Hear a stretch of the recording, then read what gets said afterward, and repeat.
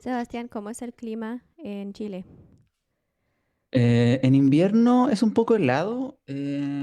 Estamos como en una época donde hay como 5 grados por la mañana y como 18 en la tarde, como la máxima. No, eso es súper helado, 5 grados. O sea, se pone más helado, entonces como que tampoco es tan helado. Wow, Así entonces, ¿cuál es lo que más helado? -2, -1. ¡Ah! No, No, Franci no se lo puede imaginar. no, no soportaría así tan fácil. Sí, cuando está como a 15, eso es como demasiado frío, pero si nosotros como estamos acostumbrados a 18, 20. Sí, Claro.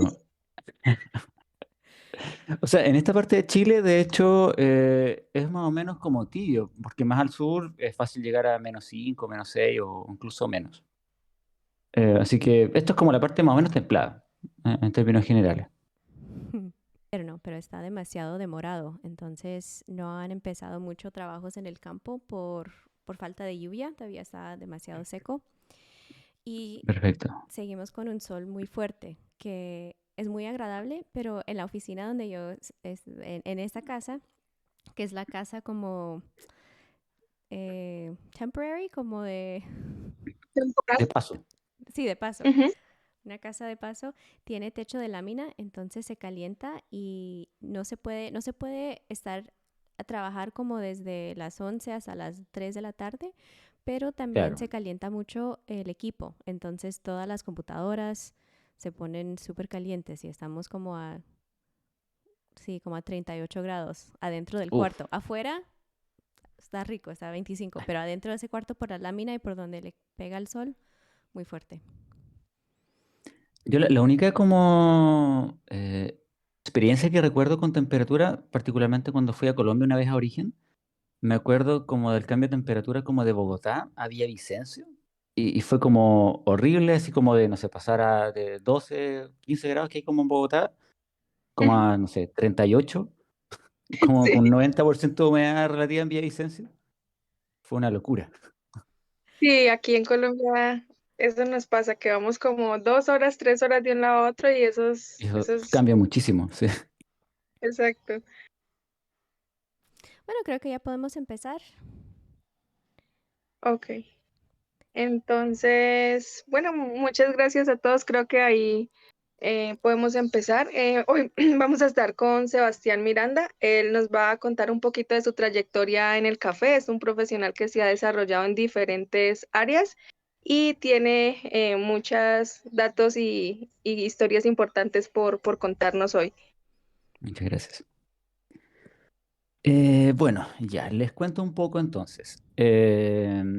Igual, cualquier duda que alguien llegase a tener, yo tengo cero problema con ser interrumpido, por si acaso. Así que siempre disponible. A ver, Oh, yo llevo algo así como 9 años en el mundo del café, que igual es como bastante, teniendo en cuenta que tengo como 27. Entonces, como que básicamente todo mi desarrollo adulto ha sido enfocado en el mundo del café. Temporalmente estuve viendo el tema de estudio de negocios, pero descubrí el café, así que ahí quedé como demasiado encantado. En ese tiempo, la verdad es que quizás he podido ver como el desarrollo de Chile, particularmente en el mundo del café especial, porque Chile es un país un poco ajeno a lo que es el mundo del café. Es un país que quizás toda su historia ha sido mucho más cercano al té, por herencia como de los ingleses acá en particularmente. Entonces el café especial es un concepto relativamente nuevo. De hecho, el café, estamos hablando de que quizás llegó como en los años 90 recién como a consumo más comercial. De hecho, es muy gracioso como la historia de Chile porque como que Nescafé mucho tiempo fue como un producto de lujo. Sí, increíble. Entonces, claro, para mí ha sido un poco interesante entender el proceso del café especial, teniendo en cuenta como el desarrollo de las tostadurías, el desarrollo de las competencias, el desarrollo de diferentes tipos como de asociaciones y también del mercado nacional. Porque para ponerlos así como un poco en contexto, creo que la cifra es cercana como al 6% o 4% de participación de lo que es el café especial en el mundo del café en general acá en Chile. Entonces es bastante incipiente. Particularmente en el mundo del café me he dedicado a lo que ha sido capacitaciones, ha sido tueste, ha sido desarrollo e innovación dentro del mundo del café respecto a productos, ha sido el mundo de las competencias y eso en términos generales, como que he visto un poco del lado lo que puede ser quizás la gestión de diferentes páginas web, de diferentes como tipos de instancias en las cuales yo me puedo relacionar con los clientes. Y claro, algo que quizás me marcó de una manera bien interesante fue justamente la competencia. Yo fui el primer campeón de filtrados de Chile, de la primera competencia que se sancionó acá. Chile actualmente tiene 3 competencias y ahora se va a hacer el primer piloto de la cuarta, que va a ser el campeonato de tueste. Las competencias son campeonato de baristas, campeonato de filtrados y campeonato de latte art, en ese orden. Eh, claro, yo particularmente gané el año 2019 y el año 2019 fue muy gracioso para Chile porque fue el año de, eh, ¿cómo se llama? De esta como revolución social que vivió Chile, que fue bien fuerte. Y de la misma manera, esto después se prolongó cuando al momento de competir, que era mayo de 2020, empezó la pandemia. Entonces fue un proceso quizás hacia la competencia súper prolongado, eh, porque la competencia finalmente se realizó en 2021, como en octubre, noviembre. Entonces fue como mucho tiempo de preparación, pero algo que quizás se puede ver como algo positivo, pero que igual puede tener impacto desde el punto de vista de, a ver, no es muy bien visto o no sería común quizás ir con un café que verde haya tenido de reposo un año y medio. No tiene ningún sentido en cómo la competencia entiende los cafés y entiende lo que se va a presentar. Entonces eso de alguna manera me obligó a cambiar las opciones que yo estaba barajando, me obligó un poco a darle un poco más de vueltas a todo lo que se estaba haciendo. Y ese año particularmente, yo recuerdo que fue bien interesante porque fue como el año que existió toda esta como gran revolución del Eugenoides. Entonces me acuerdo así como por dar un estimado, creo que fue algo así como del podio, estamos hablando de unos 6, o sea, de los entre de filtrado y barista, yo creo que 6 u 8 competidores iban o con Eugenoides o con cafés de la misma finca. Entonces, yo creo que, no sé, a mí igual me dejó un sabor un poco extraño la competencia, pero no sé, cuál quizás, de hecho, si estoy aquí, igual me interesa mucho entender como la visión de los productores o quizás la visión que una persona quizás fuera del mundo del barista pueda tener respecto a quizás entender estos fenómenos, ¿ya? Porque, por ejemplo, el marco de referencia que me da Chile como país consumidor realmente más de café que productor o quizás que esté como muy interiorizado en el mundo del café, quizás como que me hace perder un poco la distancia o quizás perder un poco como el sentido, porque claro, acá en Chile la verdad que la oferta que tenemos de café es un poco limitada.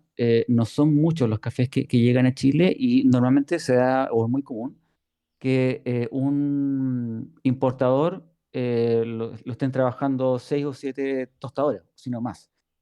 Entonces, cuando hay cosas como más extravagantes, son porque son cafés muy caros o cafés de muy poco como disponibilidad, como productores muy pequeños. Entonces, claro, la otra vez, en la otra reunión, como que estamos comparando un poco como los precios por libra o por kilo, y Chile está como bien disparado, pero claro, no sé si eso tiene que ver de repente por el tamaño del mercado o porque simplemente no está lo suficientemente desarrollado el mercado para darle quizás un mayor relevancia a eso. Y bueno, yo creo que aparte de todo esto, me he hecho muy amigo de lo que tiene que ver con la neurogastronomía al momento de poder quizás como presentar el mundo del café a diferentes personas, diferentes públicos. Y he estado desarrollando algunos proyectos más personales en todo este camino. Y eso yo creo que podría ser como una buena presentación, bastante sucinta, porque he hecho demasiadas cosas, pero yo creo que eso lo puedo asumir. Algo muy interesante que nos contabas en toda la trayectoria es que habías estudiado un poco sobre la neurogastronomía y creo que ese es un término que parece como un poco intimidante o algo nuevo, pero sería interesante si nos puedes contar cómo lo podemos aplicar en el café o cómo lo incluimos y tal vez no nos hemos dado cuenta que lo que hacemos es ese significado en particular. Perfecto.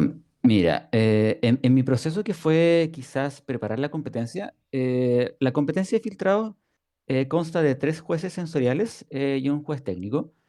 Eh,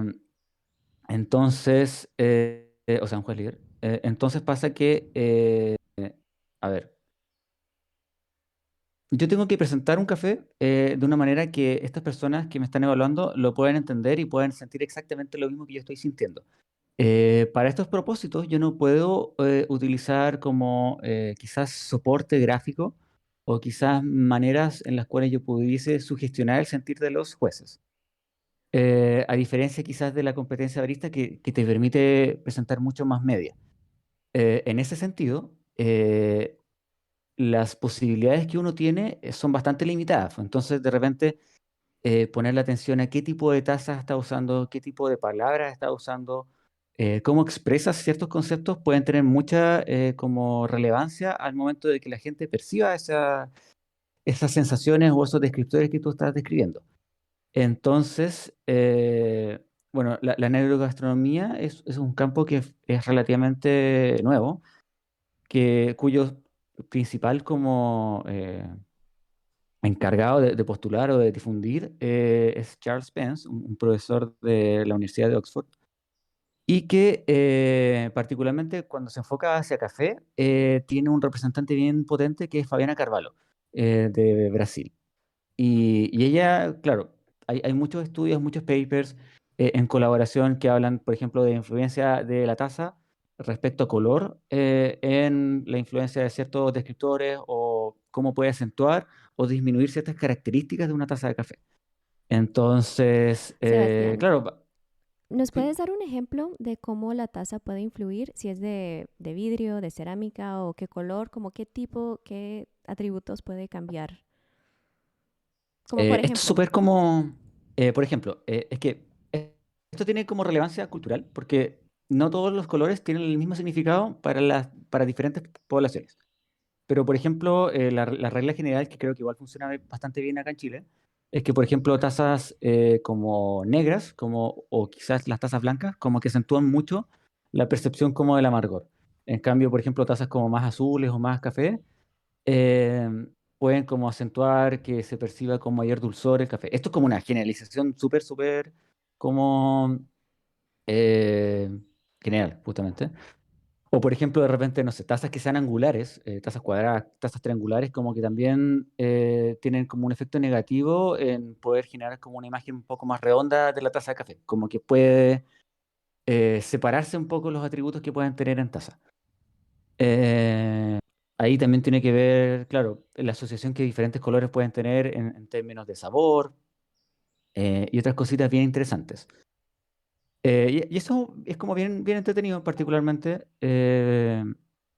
Yo de hecho, bueno, algo que yo me di cuenta que quizás no tiene tanto que ver con la neurogastronomía en particular, es que yo tuve como un panel de degustación como neurodivergente en todo este proceso. Entonces, me di cuenta que quizás la neurogastronomía tradicional se queda un poco corta cuando se trata de entender la relación que diferentes neurotipos tienen o la neurodivergencia tiene con los sabores. Entonces, por ejemplo, porque de repente las personas del espectro, las personas que son como, tienen déficit atencional, como que se dice que tienen como una súper como, una versión más real de la realidad, porque tienen problemas para discriminar estímulos. Entonces yo pensé que la gente me iba a decir como exactamente los descriptores que yo buscaba, pero en vez de eso tomaban lápices y me mostraban los colores, o me mostraban formas, o me mostraban recuerdos. Y ahí eso fue algo que yo desarrollé en paralelo, pero era bien interesante respecto a cómo entendemos como sociedad o como consumidores del café también. Y eso también es algo que de hecho estoy desarrollando ahora. Y creo que ese es como un ejemplo interesante porque alguna vez o cuando estaba iniciando como en el mundo de la catación con Lucía, justamente para una manera más fácil para mí era catar y asimilar las notas como con recuerdos o lugares específicos y de esa manera empezaba como a describir. Era chistoso porque no empezaba como a dar los descriptores en dulzor o en acidez, sino como en lugares y Claro. funcionaba. Sí, es que eso es lo entretenido que tienen los sabores, que yo creo que tienen como este potencial de ser súper como evocativo, y todos los cerebros funcionan de una manera distinta. Entonces, por lo menos para mí es muy importante que el café efectivamente sea evocativo, que sea una experiencia sensorial, que sea llamativa, y junto a eso, efectivamente, tú puedes hacer que tu experiencia con el café sea memorable, porque uno puede tener un café increíble, pero si tú no logras comunicarlo al consumidor, solamente va a ser café. Y eso es algo que yo descubrí cuando yo volví a Chile, quizás después de esta experiencia, y me presentó el reto de poder llevar este tipo de experiencias como de lujo a consumidores como más normales, entre comillas.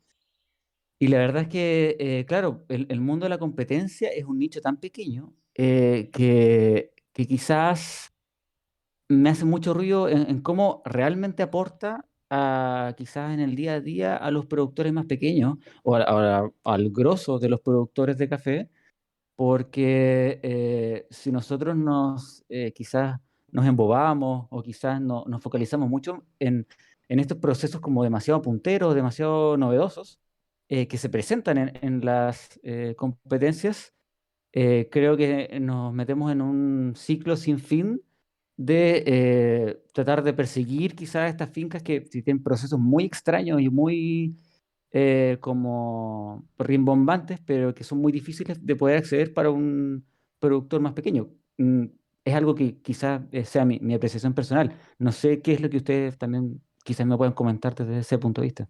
Si hay alguno que quiere participar, puede encender su cámara y todos sus comentarios son bienvenidos. Pues Sebastián, algo que sí me interesaba de tener esa conversación es que, como dices, el mundo de los competidores o de competiciones es un mundo muy pequeño, pero tiene un efecto, tiene como, no sé, un impacto como exagerado del otro lado por ser como un parte de café muy pequeño, pero todos hablan de competiciones, es algo muy fuerte y creo que muchos productores sería mejor si se pueden como educar un poco de las competiciones y no necesariamente participar, pero saber un poco más de ese mundo para estar como preparados para tener esa conversación o tener un poco del contexto de las competiciones. Entonces, por eso me interesaba este tema y también tu punto de vista de neurodiversidad, también de cómo pensamos, porque eso me interesa mucho de la comunicación, que siempre pensamos, porque para mí algo es muy claro y cuando lo quiero transmitir,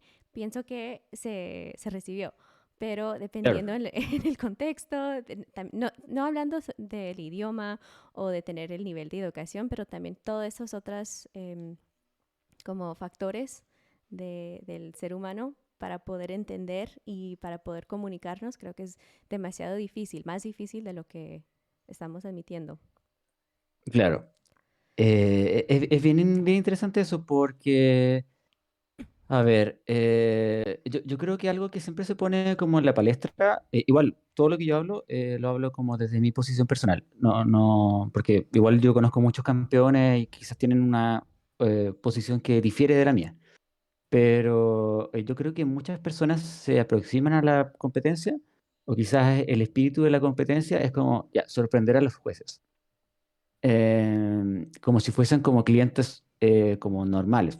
Básicamente yo lo trato en en el transcurso de la competencia como si fuese como un consumidor cualquiera en una cafetería, lo que realmente no es el caso. Como que estamos hablando de las personas que tienen la posibilidad y que tienen el privilegio de probar los mejores cafés del mundo. Entonces, por mucho que yo quiera hacer como este juego de rol, inequívocamente voy a estar ante personas que siempre están probando cosas demasiado, no sé, a mí me gusta mucho así como decir, como desquiciadas del mundo del café, porque eh, nunca van a tener la misma sensibilidad o quizás el mismo como sentir que el 99,98% de los consumidores del mundo. Entonces, en esa misma lógica, claro, pasan este tipo de situaciones en la cual, por ejemplo, un varietal novedoso tiene demasiada preponderancia en una competencia. eh, y claro, por ejemplo, después ese mismo varietal tiene no sé, pues tiene encargo por pedido durante 3 años y está agotado. Es justamente gracias al espacio que le dan las competencias. Entonces, lo encuentro genial, pero al mismo tiempo yo sé que cualquier productor que efectivamente quiera transicionar hacia estos procesos o hacia estos varietales, nunca va a llegar en el punto en el cual lo es rentable y le es posible, porque probablemente para cuando llegue a este punto, la moda ya pasó. Entonces va a ser otro varietal, porque, claro, obviamente hay una preponderancia de los países que tienen más recursos y que tienen muchas más facilidades para acceder como a los mejores cafés, en la cual siempre va a haber una desconexión como del mundo más como del día a día. Entonces, claro, parte quizás del interés que yo tuve al momento de volver, de poder acercar esta experiencia, fue como efectivamente hacer que el café fuese como memorable. Yo particularmente participé con un café de 90 Plus de Panamá, y particularmente si concursé con un café de esos fue por el hecho de que era lo que estaba disponible en ese momento. En Chile es muy difícil conseguir como cafés de alta gama, y en los tiempos que se me pedía, porque la fecha de competencia se comunicó como 5 meses antes de que fuese efectivamente la competencia, lo que es muy poco en términos de conseguir un café y de poder procesarlo y entenderlo. Entonces, por ejemplo, es muy difícil como hablar de la nada con un productor y tratar de compenetrarse con el proceso.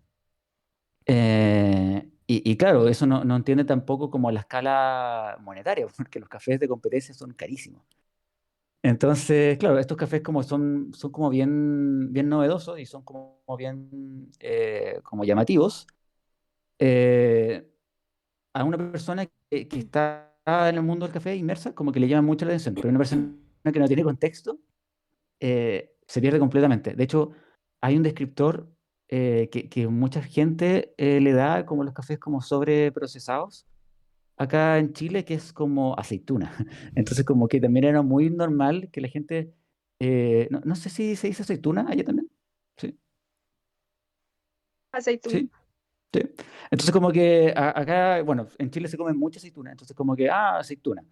Eh, y de hecho muchas personas Bueno, hablan como del defecto. quería decir que aceituna, pero como a las personas que están muy inmersas en el mundo del café, pero si alguien está iniciando, no, porque en particular no se come mucha aceituna en Colombia, justamente. Ya, sí, eso, de hecho cuando fui para allá no vi aceituna, por eso me llamó la atención. Pero básicamente, claro, son demasiado como marcianos estos tipos de café.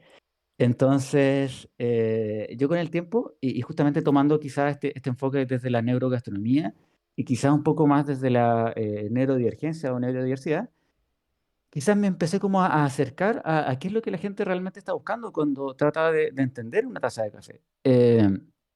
Y ahí yo me di cuenta que si bien yo pudiese como ofrecer un curso de productos muy entretenidos y muy sensorialmente como excitantes, por así decirlo, en el día a día, para que una persona pueda empatar con esta como euforia mía, así de estos cafés increíbles, o de estos té increíbles, porque yo igual trabajo con una marca que trabaja té de origen, que es Copihue.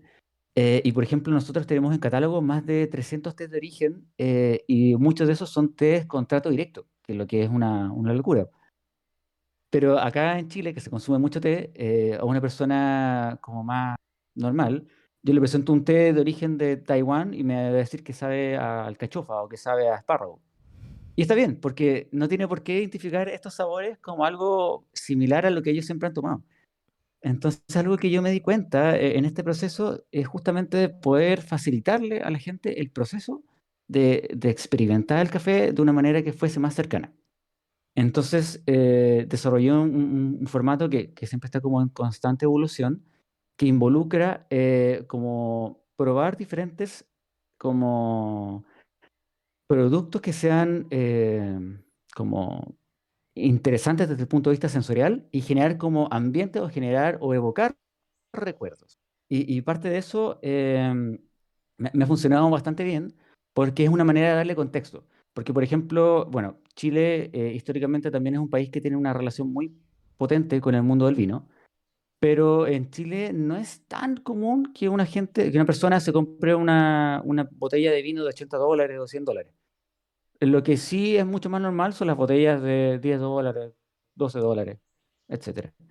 Entonces, claro, por ejemplo, para una persona que no tiene nada de conocimiento sobre vino, presentarle un vino ícono, que se habla mucho acá en Chile, de algunas de las viñas más distinguidas de acá de Chile, si no tiene un contexto, no va a saber cómo evaluarlo. Lo mismo pasa con el café, lo mismo pasa con el vino, con el té, con el cacao, etcétera. Entonces, claro, yo trato de generar como una narrativa. Y esta narrativa de alguna manera se mezcla muy bien con lo que es la neurogastronomía y con lo que es la neurodiversidad. Porque yo creo que algo que está muy como inmerso en el mundo del café es que solamente existe una manera de definir los sabores, las experiencias y lo que nos puede evocar el café. Y la verdad es que como tú, por ejemplo, decías, Francis, quizás un sabor para ti puede ser un recuerdo, pero quizás para otra persona puede ser algo completamente distinto. Hay mucho que tiene que ver con la neurodivergencia o la neurodiversidad, que habla de la diferente conexión que pueden tener nuestras diferentes como secciones del cerebro que están encargados en base a lo sensorial. Entonces, por ejemplo, cuando existe la hipoconectividad de estas como zonas o la hiperconectividad de estas diferentes como zonas del cerebro, puede también quizás empezar a aparecer lo que es como la sinestesia. Y quizás uno no se da cuenta de que uno es sinestésico hasta que alguien te pone en contexto de que lo que tú sientes, por ejemplo, con la idea de chocolate, por ejemplo, es completamente distinto a lo que ellos sienten. Yo, un ejercicio que siempre hago con la gente es como, ya, chocolate. ¿Y qué es para usted chocolate? ¿O qué es lo que se les va a la cabeza? Sin que existe como una influencia de la persona que está al lado y que va a contestar afectos sobre ustedes. Y la verdad es que con un ejercicio tan simple como eso, te das cuenta que quizás personas lo identifican con un color, con una marca en particular, con una sensación, y eso tú lo puedes extrapolar a todo lo que tiene que ver con los sentidos y a todo lo que tiene que ver con nuestra conexión con lo sensorial. Y ahí es cuando quizás se empieza a hacer un poco más difusa como la línea entre lo que es el precio y el valor.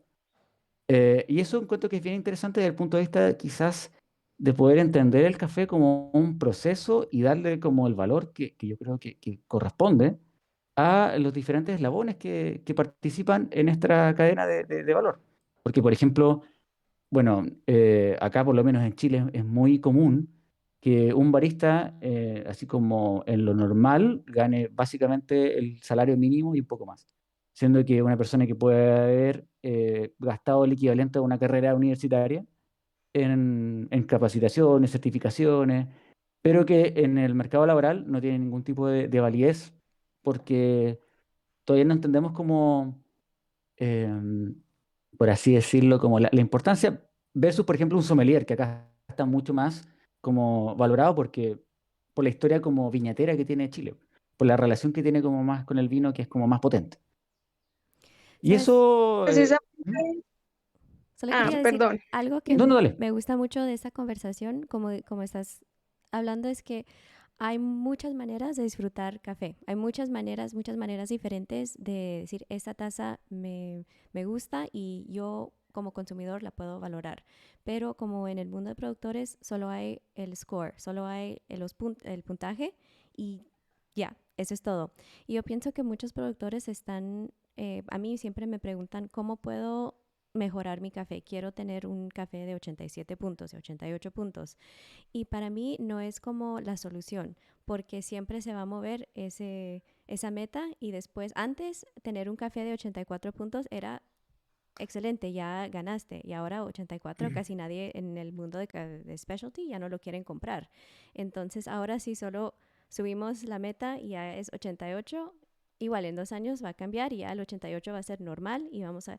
Entonces es esta conversación de encontrar diferentes maneras de hablar del café, de decir que el café tiene valor no solo por el puntaje, pero por esas otras como atributos, creo que es muy importante y el problema creo que está bien, no sabemos cómo hablar de eso, cómo transmitir esa información. Entonces solo quería como compartir eso, que estamos como muy limitados en café, es decir, cómo lo vamos a apreciar, ¿verdad? Y Lucía ha mencionado una palabra muy importante que es no se disfruta el café, porque yo creo que se ha infundido esa presión en los productores como para llegar a un puntaje, pero realmente muchos de ellos, y en lo que yo he podido conocer, es que todos están, bueno, muchos están buscando como el puntaje, pero no se están sentando a disfrutar su café y apreciar como los atributos. Pero no es culpa de ellos, es como una Mm. ejerción, una fuerza que se ha ejercido sobre ellos indirectamente y es triste porque como decimos, se puede disfrutar de muchas maneras, no solamente un puntaje debería ser lo que le da valor al café. Exacto. Y lo que me da mucha tristeza es cuando hablo con productores que no les gusta el café que están preparando porque están buscando un puntaje o están haciendo un proceso como exagerado, que no es café, que a ellos mismos les gusta, que no lo tomarían, pero lo están preparando para otros. Entonces, para mí eso es difícil porque también, si no te gusta el café, ¿cómo vas a hacer el quality control? ¿Cómo para catarlo y estar como seguro que está bien? Entonces, creo que eso es como una tensión. Sí, la verdad es que yo particularmente en Chile no tomo mucho la referencia de los puntajes porque acá creo que ocurren situaciones bien extrañas, donde por ejemplo un puntaje, o sea, un café de 87 puntos, eh, no sé, puede valer, no sé, $15 el kilo, y quizás aparece uno de 89 a, no sé, los mismos $15, o quizá un poco menos. Entonces es como, no.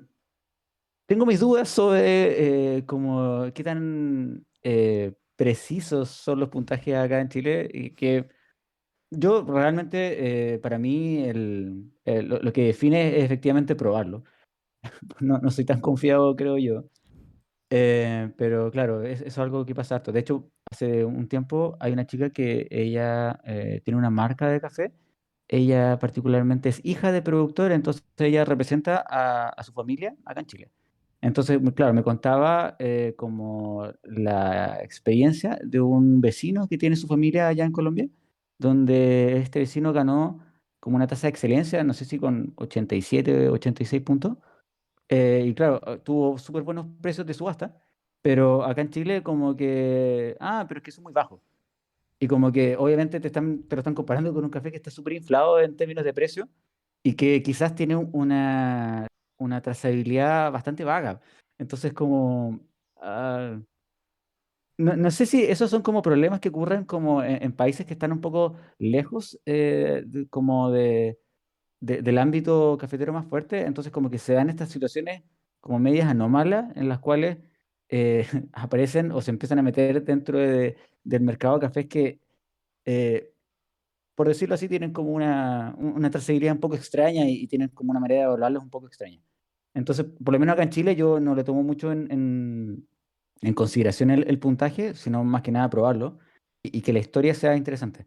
O sea, igual mi postura respecto al café y a todo lo sensorial, como por ejemplo el té o el cacao, es que en lo primordial uno lo debería consumir, igual es mi visión, como un momento de bienestar personal y quizás valorarlo por ese lado, porque por ejemplo, a ver, hay un té que me gusta mucho, que nosotros trabajamos con muchos productores de Taiwán, que se llama Oriental Beauty. Y este Oriental Beauty es un té que tiene una particularidad de que hay una pequeña como plaga, que es un saltamontes muy pequeño, que se llama Jacobiosa formosana, que pica la hoja del té en la planta, particularmente como en verano.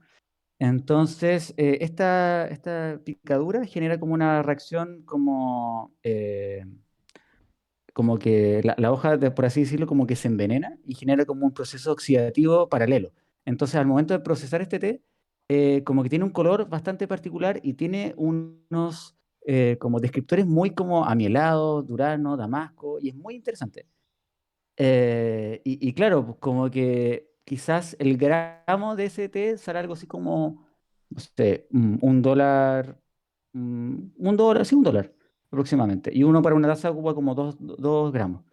Y claro, suena a mucho, pero si uno tiene como en consideración el proceso y tiene como en consideración de que un té de alta calidad te da, no sé, 15 infusiones, 18 infusiones, eh, realmente creo que es una maravilla en términos de lo que te puede presentar esta posibilidad de probar algo así. Y lo mismo yo creo yo que pasa con el café y con el cacao y con todo este tipo de productos que tienen buena trazabilidad y que tienen como una historia interesante por detrás. Yo creo que lo que uno debería hacer como barista, personalmente, es como guiar quizás a los consumidores para que estos puedan quizás decantar por productos que sean más nobles. O sea, hay una diferencia increíble entre que un cacao comercial perfectamente puede ser como recolectado por niños en situación de esclavitud y cacao en el cual efectivamente existe trazabilidad y se pagan precios justos. Entonces, es como bien entretenido. Paula, un Es comentario. que yo quería, hola a todos. Es que la semana pasada yo fui a la Ciudad de México y me pidieron café, dos lugares que son como importantes. Uno es de Carlos de la Torre, que creo que tú lo conoces, Lucía, escuchaste. Una vez me mandaste uno. Y entonces yo les llevé los cafés de mi nueva cosecha, que son cafés que quedaron bien, pero para empezar no los he puntuado. Pero además, o sea, como que yo siento que la actitud general fue como que, o sea, estos son los cafés. O sea, como que no sé si esperaban cafés de 90 puntos. Y decía como, güey, o sea, tienen muchísimo trabajo detrás. Lo que pasa es que pues no es como que, ay, sí, le pones Mozart al café y ya va. O sea, no. Y para mí fue un poco triste la respuesta en general. Bueno, no de Carlos, porque no, él lo ha respondido, pero de las demás casas, porque ellos, claro, veían las fotos y pensaban que eso no sé, la gente que no ha ido a finca o que no sabe el trabajo que hay detrás de una taza, piensa en puntajes o piensa que es como, ay, este café no es tan excepcional. Y para mí es un poco triste porque, pues, porque todo el café es digno, o sea, todo el café tiene muchísimo trabajo por detrás, o sea, incluso el café más así plano, probablemente tiene muchísimo trabajo detrás. Entonces, no sé, siento que eso no está ayudando para nada, o sea, como esa cultura de buscar cada vez cosas más exquisitas y refinadas y complejas, no está ayudando. Y yo pienso que eso es como un círculo vicioso porque, como decía Sebastián hace un rato, las modas hacen mucho daño porque mientras el productor consigue ese varietal, lo cultiva, lo procesa y sale al mercado, ya en el mercado hay otra moda. Eso es algo que es muy versátil y va muy rápido. Entonces, nunca vamos a, si seguimos como alimentando eso, nunca vamos a llegar como al punto que queremos. Y como dice Paula, que no está ayudando, pero yo pienso que muchas veces son los mismos productores que están empujando más puntaje, entonces, o que siguen repitiendo esa historia. Entonces creo que lo importante es empezar a cambiar, porque no podemos cambiar a otros, entonces cambiar uno mismo y evitar hablar de puntaje. Entonces es uno de los de las metas que tengo con el café que estamos produciendo aquí de Guatemala. Estamos buscando compradores, pero no hablar de puntaje. Ese es lo interesante del café, es la historia, como dice Paula, todo el trabajo detrás de este café y a cada uno de encontrar cómo lo van a disfrutar, pero no le voy a poner un puntaje y no vamos a vender como de esa manera. Pero es difícil porque todos están preguntando cuál es el precio y cuál es el puntaje. Entonces, Ujú. por lo menos yo tengo la confianza y yo tengo como el privilegio de decir, no voy a hablar de eso, pero yo sé que muchos productores son más tímidos o tal vez no saben que pueden decir no le voy a poner Ujú. puntaje. Y no es porque no soy Q-Grader, no es porque no voy a contratar a alguien, es porque no quiero. O sea, como no es por... ¿Cuál es? No es porque estás obligada, sino porque es Ajá. como tu convicción salirte del modelo. Exacto. Felipe, no sé si querías opinar algo. Sí, ¿cómo están? Pues bueno, yo he tenido eh, experiencias con respecto pues a lo del tema de los puntajes y un día hablando con un amigo que es muy profesional en el tema del café, me decía que digamos toda esta evolución que ha llevado pues al café a mejorarlo o a sacar fermentaciones únicas o a sacar diferentes tipos de café, pues ha llevado a que de pronto se pierda el tradicionalismo que, que traía el cafetero como tal, en especial aquí en Colombia. Entonces él me decía que, que él prefería seguir haciendo como las fermentaciones normales a las que lo habían acostumbrado desde que era niño, porque pues él segunda, tercera generación de caficultores. Entonces yo pienso que más que los puntajes o que excelentes tasas tengas, también es como exaltar la labor del caficultor y qué es lo que está haciendo el caficultor para podernos entregar una excelente taza. Y mm, yo que me encargo de desarrollar cafés o ahorita que estoy ayudando a ciertos caficultores a desarrollar cafés, eh, es una labor muy dispendiosa, los caficultores quieren seguir aprendiendo, quieren sacar también unas muy buenas tazas, también darle un valor agregado, pero sin perder el tradicionalismo. Entonces eso es importante, yo creo que es más de saber apreciar un buen café por su sabor y no por su puntaje, porque de hecho hasta siento que me he contagiado de esa onda de los puntajes y de tener que calificarlos y de tener que darles un valor, una puntuación. Y eso también nos sirve de pronto pues para retroalimentar el trabajo que se está haciendo, que debemos mejorar, pero siento que no hay que perder el tradicionalismo. Y creo que Felipe también nos puede contar un poquito porque Felipe es productor, tostador y tiene una tienda, un coffee shop. Entonces nos puede contar esas experiencias de que los consumidores no son los que llegan buscando puntaje, ellos llegan buscando una experiencia, sentarse a tomar una buena taza y sí, y disfrutar. Exacto, sí, claro que sí. Pues en la tienda nos hemos dado cuenta igualmente en el lugar donde estoy, en el origen de mi café, que es Calima de Darién, Valle del Cauca en Colombia. La gente no sabe mucho de café, o sea, esto como que apenas está cogiendo la onda por estas zonas de Colombia y la gente como que está empezándose a preguntar, bueno, ¿a qué sabe el café o qué tiene el café para mostrarnos? Y pues se basan es más que todo en la experiencia o en el caficultor. La gente, yo siento o he notado mucho en sus aspectos que la gente le emociona mucho como escuchar quién es el caficultor, qué procesos ha hecho, cómo hemos ayudado a mejorarlo, también, digamos, a ayudar a mejorar el precio de venta para ellos. Entonces la gente se emociona mucho escuchando este tipo de experiencias. Y entonces ya cuando tú le mencionas la tasa, le mencionas esto, la puntuación pasa a ser como algo X, por dar así decirlo, como que no tiene relevancia. Es más como la experiencia, lo que hace el caficultor, la finca, el origen. Eso hemos notado mucho en nuestra tienda y pues la gente siempre viene buscando muy buenos cafés, pero no viene buscando puntos, viene buscando es una experiencia, quién está detrás del café, quién lo hace, quién lo produce, cómo se está haciendo. Eso es lo que hemos encontrado.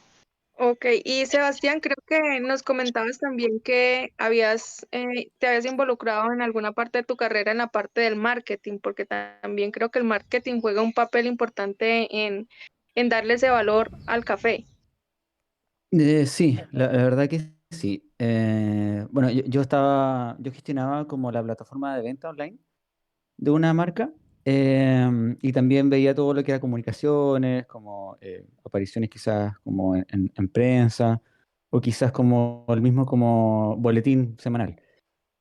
Y algo que me llamó mucho la atención fue como la implementación de un proyecto que encontré bien interesante, pero que quizás yo de alguna manera lo fui como mezclando con algunas ideas que yo tenía en ese momento, que era la idea de como el paga lo que tú quieras por la taza de café, que fue un proyecto que quizás se implementó de una manera un poco como apresurada, pero que me permitió ver de primera mano cómo la persona de alguna manera valoraba el valor, o sea, como quizás el trabajo o el esfuerzo que hay detrás de una taza de café, en base a cómo lo entiende.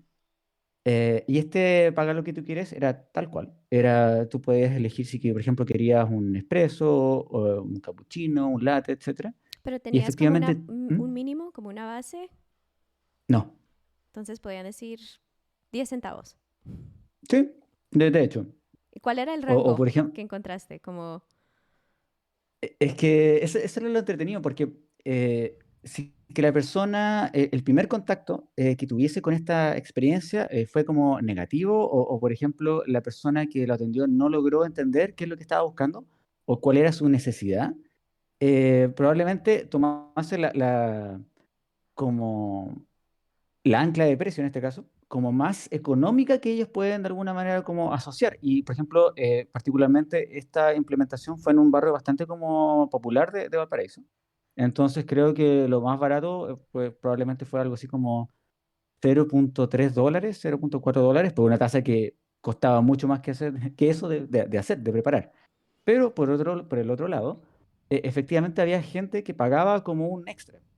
Y algo muy interesante de eso para mí fue justamente entender como este concepto como de las anclas de precio, de cómo nuestro cerebro de alguna manera establece que ciertas cosas tienen cierto valor y que cuando hay una variación en estos valores, como que uno les puede atribuir básicamente en base al prejuicio, como que tienen mayor o menor calidad. Entonces, por ejemplo, si yo pago 3 dólares, si voy a pagar 5, más vale que sea la mejor taza que he probado de café, porque lo contrario estoy perdiendo plata. Y en el caso contrario, si es que vale 1 dólar, probablemente esto es basura. Y eso solamente existe en tu cabeza porque no tiene que ver con qué tan relevante para ti es desde el punto de vista sensorial o cuál es el valor como intrínseco de ese producto. Entonces, claro, había un factor increíble en que si es que la persona era conducida con cariño, si es que la persona se sentía entendida respecto a sus demandas, y a lo que estaba buscando particularmente en ese momento, lo que pasaba era que esa persona pagaba como un 20 o un 30% más que el valor referencial y lo hacía de manera consistente. De la misma manera, si esa persona pagaba poco, esa persona continuaba pagando poco. Y yo podía analizar la información y esto se expandía hasta el infinito. O sea, esa persona pagaba poco para siempre y pagaba mucho para siempre. Y ahí se configuraban estas como anclas de precio. Entonces, ahí uno se da cuenta que realmente el valor que uno le puede dar a una taza de café va a depender mucho de nuestra visión sobre qué es lo que podemos encontrar en esa taza de café. Y quizás algo un engaño que nosotros podemos como producir sobre nuestra misma psique es efectivamente que entender el café como una transacción monetaria, cuando quizás puede traer por detrás mucho trabajo, mucha historia y mucho como bienestar que uno puede quizás entender en una taza de café y básicamente en cualquier producto que tenga un proceso artesanal como detallado, articulado o que sea muy interesante de entender. Y eso me pareció muy, muy interesante porque, por ejemplo, eh, a ver, esta marca quizás no tenía, para mí siempre me ha gustado como, a ver, yo sensorialmente tengo un perfil que siempre busco estímulo. Entonces, yo igual tengo la trampa de que me gusta estar probando cosas nuevas. Con el tiempo entendí que probar cosas nuevas no significa, porque es algo una trampa que ocurre mucho en el café, especial a nivel competitivo, es que esa trampa siempre es más cara. Ahí yo ya me di cuenta que eso es un sesgo personal tuyo. No porque sea más caro significa que sea mejor. Pero siempre estoy tratando de probar cosas nuevas. Y algo que a mí también yo entendí particularmente de mi perfil es que muchas veces a mí no me gusta tomar café solo, sino que a mí me gusta poder compartir a través de una taza de café. A mí me gusta poder servir y poder generar comunidad a través del café.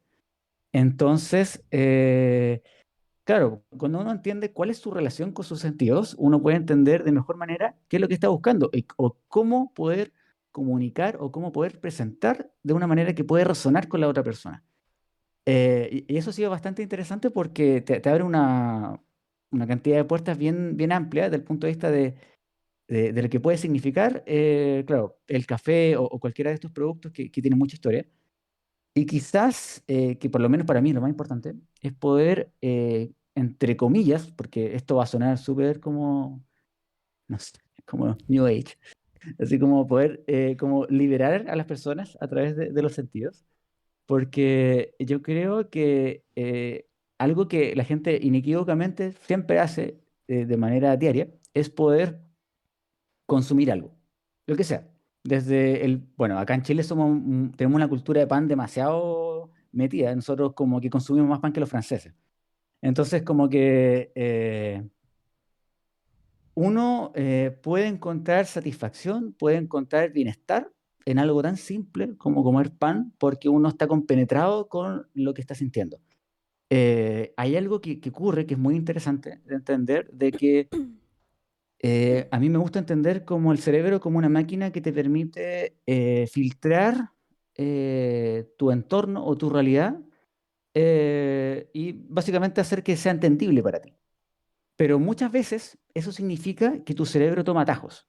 Entonces, cuando toma atajos, toma referencias. Entonces, por ejemplo, bueno, si esto, imagínense que es como un vaso que tiene un líquido oscuro, que tiene burbujas que van de abajo hacia arriba, que tiene hielo y que está empañado por, ¿cómo se llama? Condensación, por frío. ¿Qué me dirían ustedes que es? ¿Qué podría ser? Coca-Cola, obvio. Coca-Cola, ¿eh? O algunas personas me dirían que podría ser Pepsi, pero menos. El tema es que tu cerebro siempre está programado de alguna manera para poder usar la menor cantidad posible de energía, porque los sentidos utilizan demasiada energía, para poder filtrar y entender tu día a día. Y lo que eso genera es que cuando uno toma una taza de café, uno quizás no le pone atención como a las sutilezas que pueden haber en esta taza de café o los cambios que pueden en esta taza de café. No hay dos tazas de café iguales, aunque hayan sido servidas de la misma manera, porque pequeños cambios en los compuestos volátiles o de repente en, no sé, temperatura, el nivel de registro y de alerta de tu sistema, etcétera, pueden cambiar completamente esto.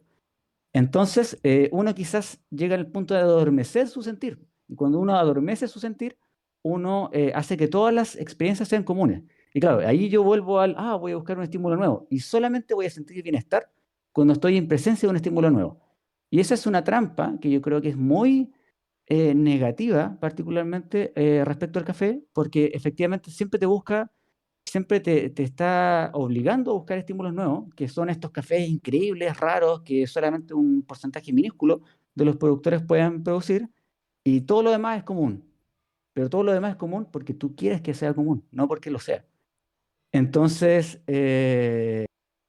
claro, por lo menos para mí, este viaje de los sentidos y entender quizás la neurodivergencia, porque lo que pasa con las personas neurodivergentes en general es que no te dicen que este café sabe a panela y tiene un poco de cacao, sino que te dicen que les recuerda al abrazo de su abuelita cuando chico, o te muestran colores, o te dicen formas. Y quizás entender estas diferencias te puede hacer repensar cómo tú puedes presentar el café, porque, claro, en el mundo del café nosotros entendemos el café con los descriptores como este léxico que nosotros utilizamos para convenir información, como también pueden ser los puntajes. Pero si nosotros reducimos el café a eso, dejamos muchas personas afuera porque no todas las personas afuera tienen este léxico, ni todas estas personas tienen esta manera de comunicarlas. Entonces, sin querer, claro, entramos en el juego de las personas que realmente no nos van a pagar lo que nosotros queremos, porque para esas personas no somos relevantes, cuando realmente podemos ser relevantes para todo el resto de estas personas que quizás a través de sus sentidos pueden redescubrir su relación con su realidad, con su sentir. Porque, por ejemplo, algo que es lo que yo me he focalizado últimamente, es que, a ver, yo hago como charlas o actividades que te permiten sensibilizar o hablar sobre integración respecto a neurodivergencia, a hablar sobre neurodiversidad en espacios laborales, en espacios de salud, terapéuticos, etc. Y por ejemplo, es muy difícil hablarle a la gente de empatía porque, ¿qué es la empatía? Así como la empatía, cómo tú vas a sentir lo que siente otra persona. Siempre tú vas a juzgar la realidad de otros en base a lo que tú conoces, porque es lo que es similar para ti. Entonces, ¿cómo yo te voy a hacer entender qué puede ser el déficit atencional si es que tú nunca lo has vivido? Si todos te dicen, ah, pero si todos procrastinamos. Y es como, no todos tenemos las mismas dificultades para poder utilizar nuestra función ejecutiva, o sea, ni de cerca. Y son efectivamente barreras en un entorno. Entonces, cuando yo les pregunto, volviendo a la pregunta que hice hace mucho rato, ¿qué es el chocolate para ustedes? Probablemente esta definición, si es que ustedes no escuchan lo que otras personas van a responder, sea completamente distinta y es completamente válida. Entonces, para mí, los sentidos tienen un factor muy importante al momento de poder quizás un poco empatizar con las personas o quizás generar instancias más como inclusivas, porque de alguna manera hace entender que transversalmente todos vivimos una realidad distinta. Entonces, lo que para nosotros puede ser muy común, para una persona que no sabe nada de café, puede ser un mundo completamente ajeno y que puede ser muy entretenido de descubrir, pero de nosotros depende cómo comunicarlo de una manera que esta persona lo pueda entender y que no sea excluyente, porque de repente hablamos con tantos términos técnicos que la gente realmente no va a tomar eso y lo va a hacer sentido, sino que va a decir, pucha, quizás esto no es para mí porque es demasiado complejo.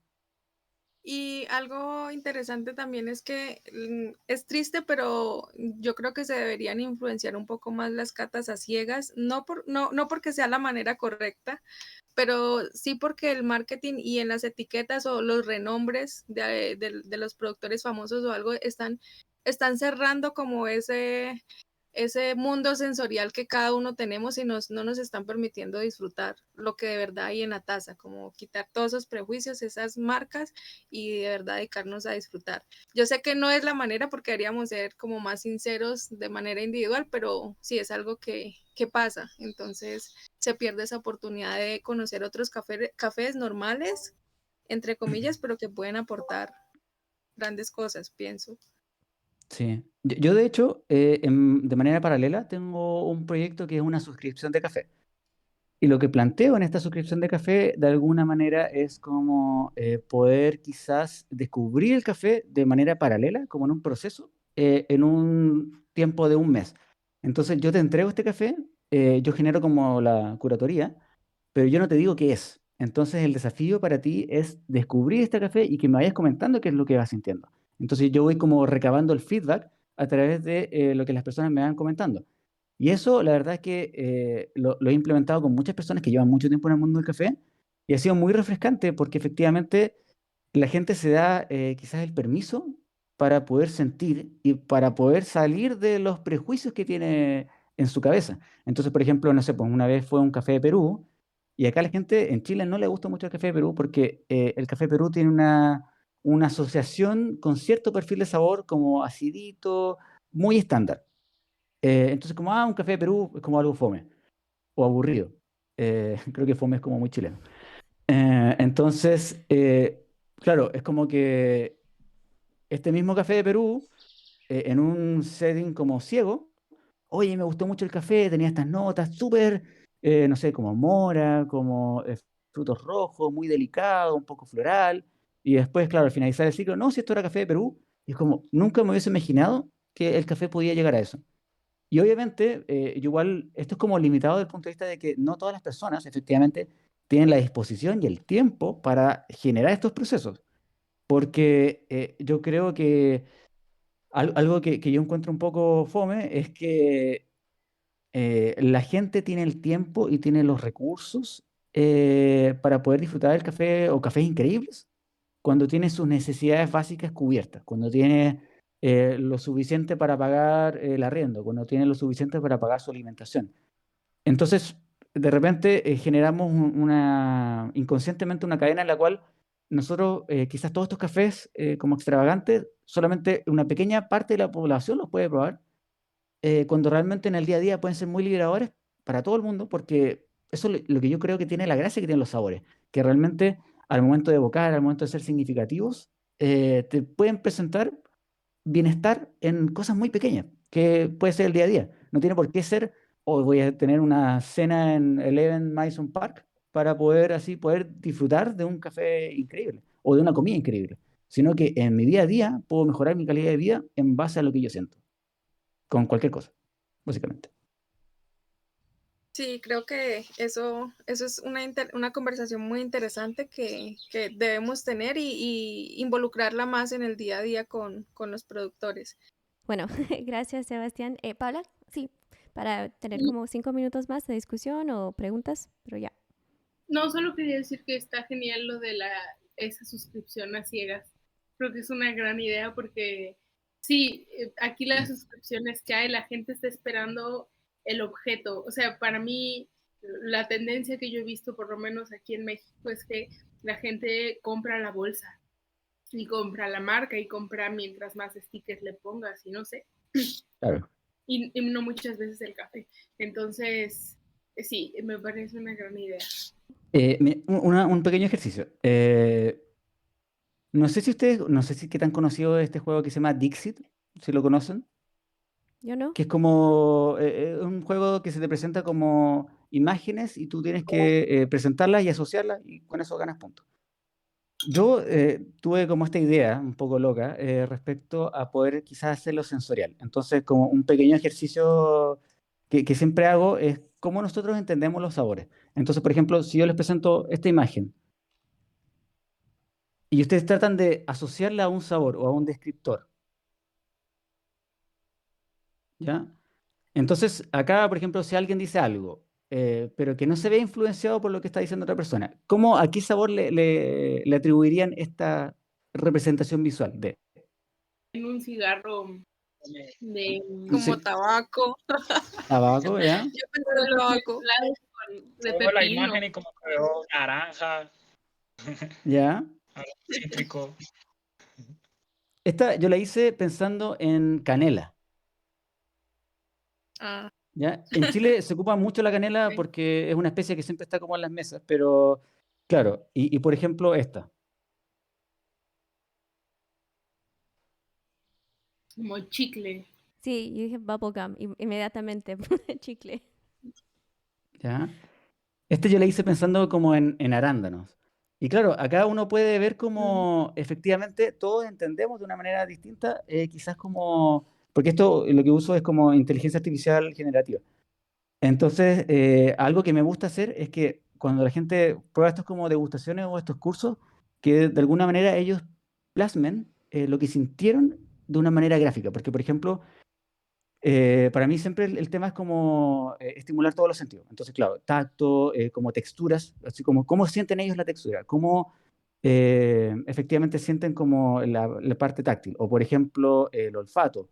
Uso también aromas. O, por ejemplo, la representación visual. Y justamente algo que me gusta hacer es que ellos pueden hacer como una composición de lo que ellos sintieron en base a cómo le han sentido todos los diferentes como estímulos que sintieron. Entonces, por ejemplo, claro, estos son como algunos ejemplos de cosas que me han presentado o que hemos trabajado como en conjunto con diferentes personas en base a exactamente las mismas como experiencias. O sea, estas dos son del mismo set de estímulos.